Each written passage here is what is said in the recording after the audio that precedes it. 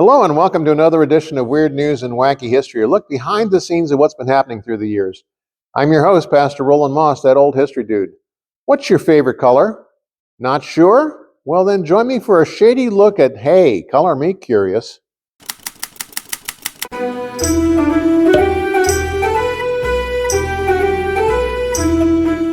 If you belong to a certain age group, you should easily recall toilet tissue with such glorious colors as green mist, fawn beige, powder blue, yellow gold, and peach blush.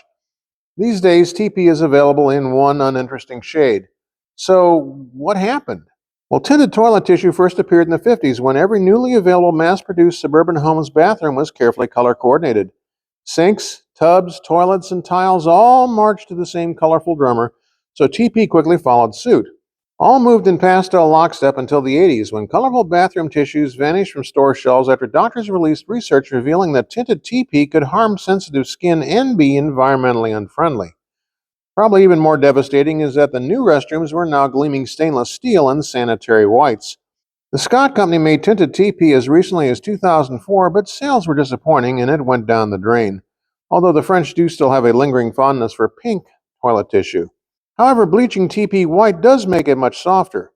But take heart, if you simply must have shaded TP, Renova offers a full color palette of tinted toilet paper, even in browns and black tones. But bring your wallet, you'll shell out $16 per six pack on Amazon. Hey, what can be better than a brand new box of Crayola crayons?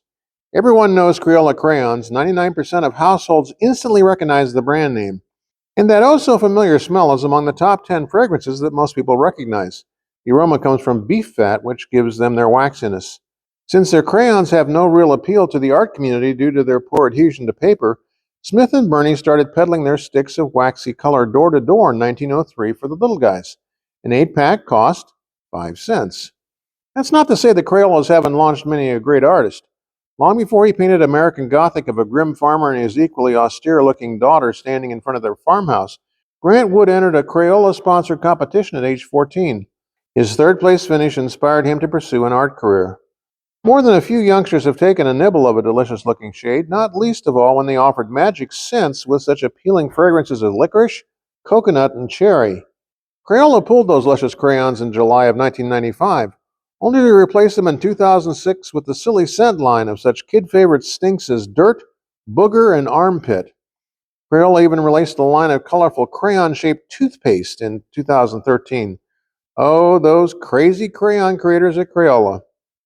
Did you know that the colors of road reflectors actually mean something?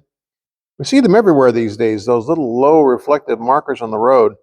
Called raised pavement markers, reflective pavement markers, or simply RPMs, they've revolutionized driving on dark highways. But did you know that the different colors actually mean different things? Yellow RPMs mark a road's center line, or the left edge of a one-way highway. White markers serve to separate two lanes going in the same direction as well as delineate the right edge of the road. If you see red RPMs, turn around immediately. You're going the wrong direction.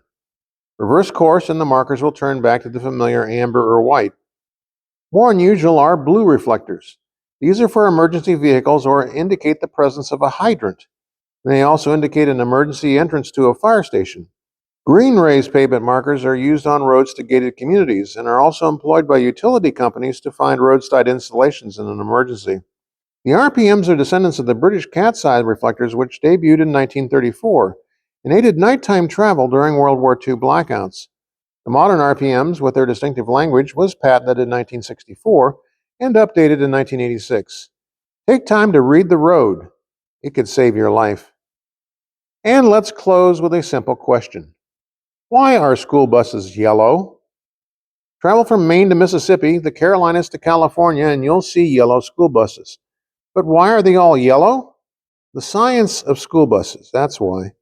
Federal law in the United States mandates that beyond having flashing lights and beefed up safety precautions, all school buses must be painted a very specific shade. The standardization dates back to 1939, when educator Dr. Frank W. Sear headed a conference to establish criteria for vehicles transporting students. Neither a pure yellow nor a pure orange, this distinctive color is probably best described as mango. Originally called National School Bus Chrome, these days it's simply known as School Bus Yellow. But why yellow instead of blue or green or some other shade? Scientists have discovered that yellow catches your attention faster than any other shade. Even when looking straight ahead, yellow is visible in your peripheral field of vision. In fact, yellow is 1.24 times more visible than even red peripherally, and much more easy to be seen in low light. Black lettering is used since it's the most visible against the yellow in the morning light. And the white roofs? Is that a visibility issue too? Actually, it best keeps students cool by reflecting the most sunlight. See, there really is a science to school buses. And that's about all the time we have for this edition of Weird News and Wacky History, a look behind the scenes of what's been happening through the years.